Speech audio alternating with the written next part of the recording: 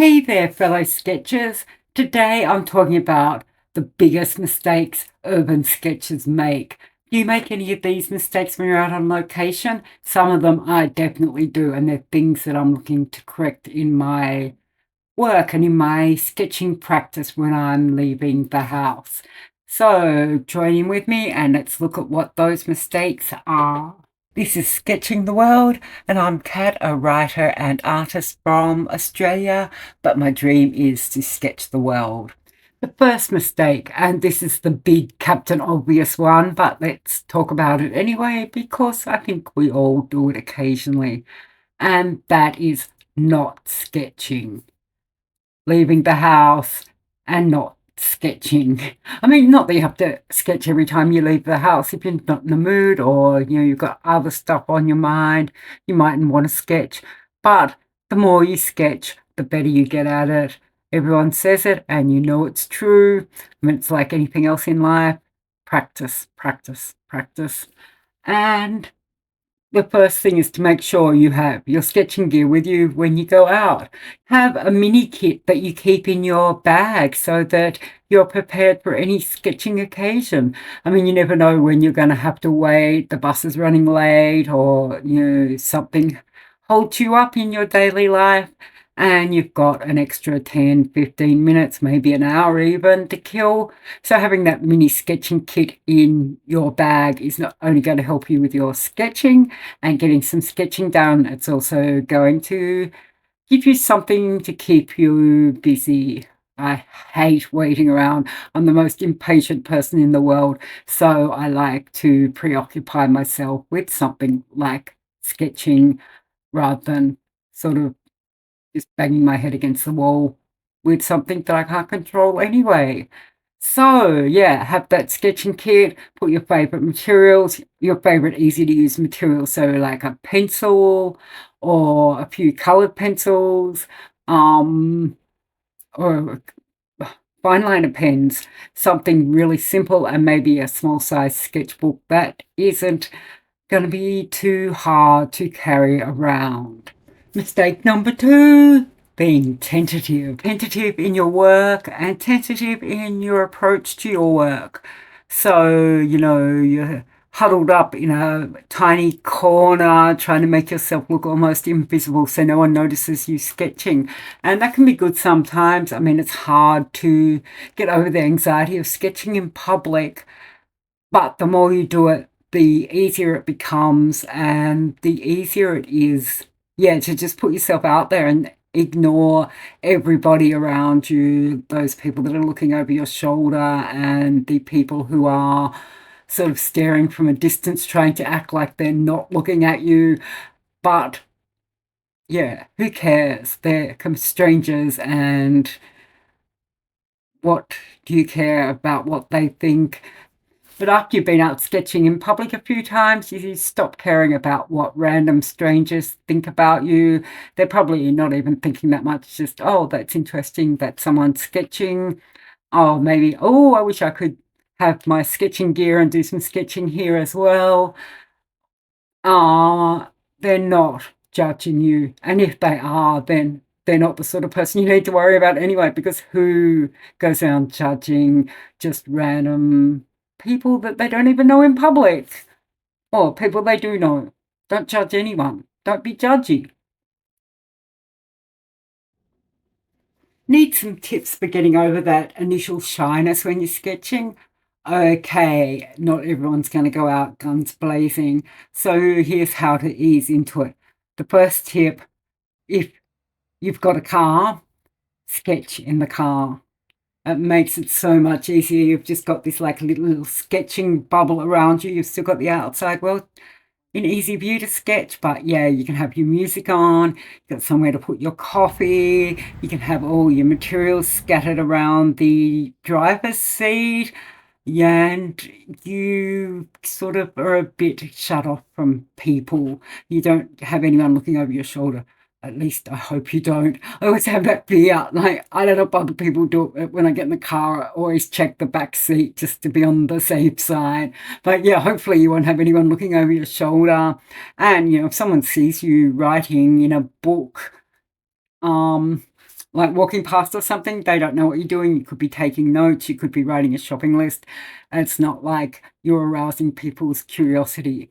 So yeah, if you don't have a car, maybe even see if you can borrow someone's car, or, if a friend's going out to the supermarket or something, ask if you can tag along with them, just sit in the car and do some sketching. Next up, headphones. The big over-the-ear ones. You want people to see that you're wearing you're not wearing sketchbooks. You want people to see that you're wearing headphones. If someone comes to talk to you, just point to your headphones and say, sorry, I can't hear you. I do this all the time when I'm traveling and people come up, beggars in the street wanting money and stuff. I'm just like, sorry, can't hear you, and point to my headphones. And no one ever questions the logic of that. So headphones, are a good way of not talking to people. And the most important thing is that once you start sketching, you're 5 minutes into a sketch, you forget the outside world. I'll never forget the time I was sketching at Tower Bridge in London, and I was just so into my sketch. And then I looked around, I had this whole group of people around me like I was a busker or something. It was weird, but the whole time I was sketching, I hadn't even realised they were there. So yeah, don't be afraid to make a start. And you can always tell yourself, well, I'll just sketch for 1 or 2 minutes and then stop if you're feeling uncomfortable and move on somewhere else. But yeah, that's the best way to start sketching in public. The other way to not be tentative is to not be tentative in your work, drawing a lot of scratchy little lines and that. Get started, get into it. Just do it, as they say, rather than worrying too much. A bit later in this video, I'll be talking about some warm-up exercises and how to prepare for your work, and I think that's one way to stop being too tentative. The other thing is to just have confidence in your work. I guess the more you do it, the more confident you are. But you've also got to think, well, this is just one sketch. If I mess it up, I mess it up. I don't have to have a perfect sketchbook. I don't have to have a whole series of perfect sketches. All I need to do is do what I can in this moment, and that's the whole sketching experience. And I think you'll find that if you are less tentative, your work actually comes out better. If you make a mistake, just draw over the top of it. It's only one little mistake, and it adds character to your work, I think, having, these sort of different lines and variations, not just something that's like a very bland line drawing with no character, no life in it. So yeah, don't be tentative, be bold, and enjoy your sketching. Nextly, I'm not sure if that's a real word, but next, too many materials. I'm sure we've all done it, but you're a sketcher, not a pack horse. You don't have to bring every single art material you own every time you go out sketching. In fact, you really shouldn't. It's so easy to do, especially if you're going somewhere new to sketch, especially if you're going on holiday and what you're packing, you've only got what you pack in your bag. You can't run home and get other materials. Yeah, and you've got no ideas of the colour you'll need or what materials will work best. So you just pack everything. And then yikes, your back hurts lugging all that gear around. And when you finally sit down to sketch, you're overwhelmed with indecision. Which pencil to use? Or maybe paint sticks, pencils, crayons. The solution? A well-curated kit. I think for sketchers, curating your art kit is a lifelong process. Well, it is for me anyway. Maybe more of the process than sketching itself. You could almost think of it as two separate hobbies, sketching and perfecting your art kit. But you've got to allow for making mistakes, big mistakes. Sometimes you'll bring the wrong materials. I've gone to the market to sketch and forgot to bring any shade of green at all, and the market is all greens. But you don't need realistic colours. You don't need a bunch of different textures either. You just need to have something that will make a mark on your paper and make a mark as satisfyingly as you can possibly make it. So when you're looking at what gear to pack, think about, having a few colours, think about the contrast, think about the tonal ranges. Yeah, and contrast, complementary colours are fantastic. Hot and colds are fantastic. And they're the main things you'll need. And then next, start thinking about the materials you like using, and start thinking about what materials you like using on location. You could have materials that you just absolutely adore working with in the studio, but once you're outside, like something like soft pastels maybe would be horrible to work with out on location. Some kind of paints are really hard to work with on location.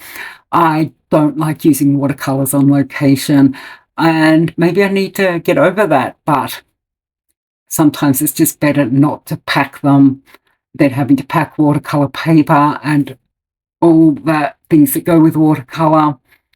So yeah, don't pack too much, curate your kit, and include the things that bring you joy. Okay, let's get on to the next mistake, which is not having enough tools in your warm-up arsenal. And I'm not just saying that because I want to say the word arsenal, but because, yeah, warm-up tools, they're great. And this is something I really want to incorporate into my art a lot more this year. That's something I haven't been doing. But yeah, doing things like a thumbnail sketch to make sure you've got your composition right. That can save you a whole heap of work. Like, you know, you don't want to get to halfway through your sketch and realize you're not going to fit in the roof of the building you're drawing because the roof's the best bit. Or, you know, just having a really not nice composition. So, yeah, get those thumbnail sketches working. Other things like tonal value sketches can be good. Doing just some warm-ups like continuous line drawings. I love doing continuous line drawings, and they're one of those things that really gets me unstuck when I'm having troubles working out what I'm doing with the sketch. Just get there, do the continuous line drawing. You're not stressing about, you know, does this look right? Does this look good? You're just putting your pen to the paper and moving it, and keep moving it, and don't take it off the paper. Another exercise that I have never tried, but I want to, is just summing up the senior drawing using 7 marks. This would be something that would be good to do with like a marker, big juicy marker where you can get really fine marks and then really chunky ones, and just putting down those 7 marks and seeing what are the essential elements in what you're looking at. Really simplifying like that. And yeah, you could even, like, I should think about doing this myself, take along like a cheap sketchbook for doing your warm-up sketches in, and then a second sketchbook for doing your more finished pieces. Or you could just do it all in the same sketchbook and have it all there together. That's up to you.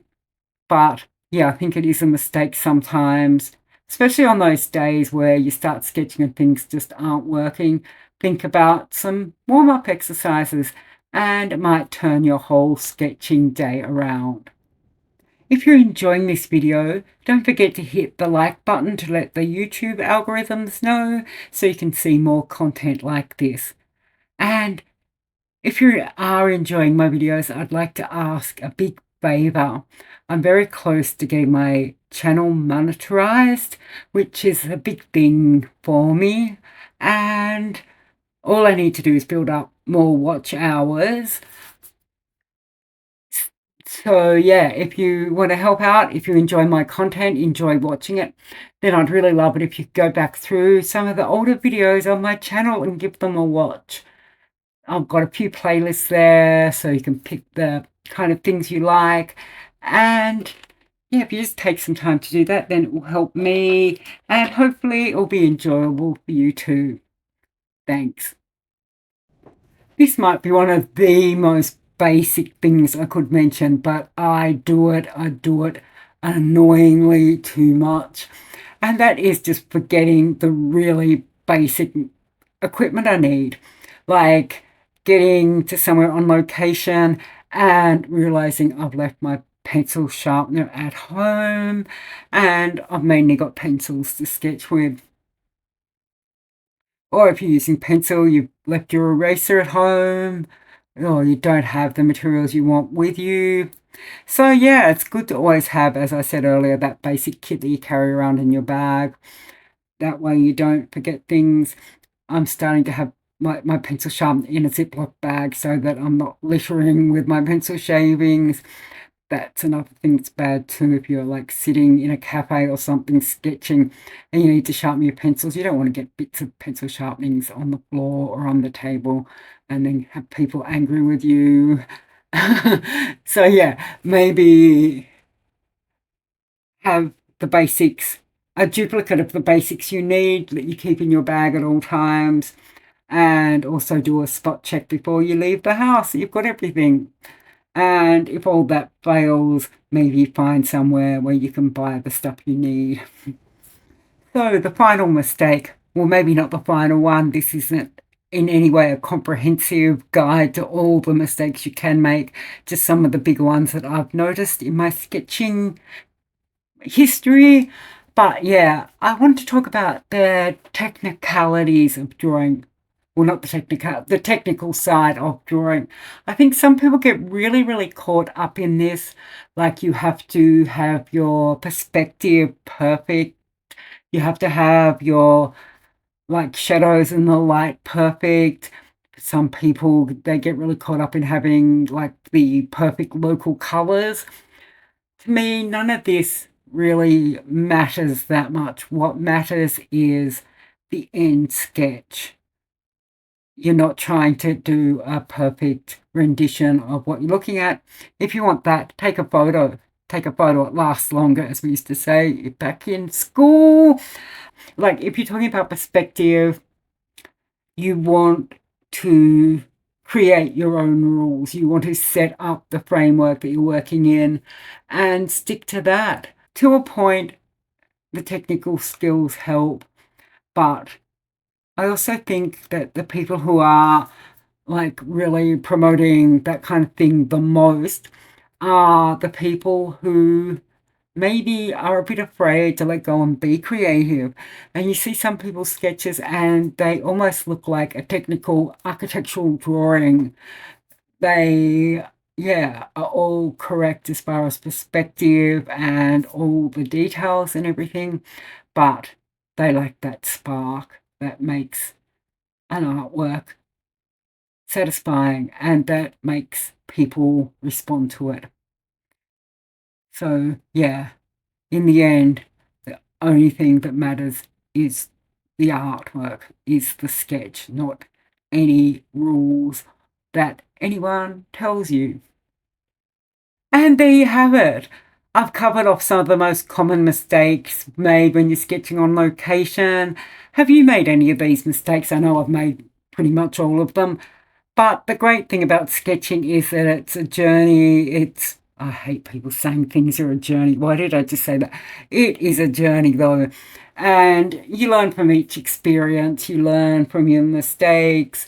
Sometimes you learn from your mistakes anyway. And the most important thing is that you're having fun. If you're not having fun, then maybe go back to the drawing board. Haha, no pun intended. And see how you can make the experience a lot more satisfying for yourself. So yeah, thanks for watching and I'll see you in the next video. Thank you.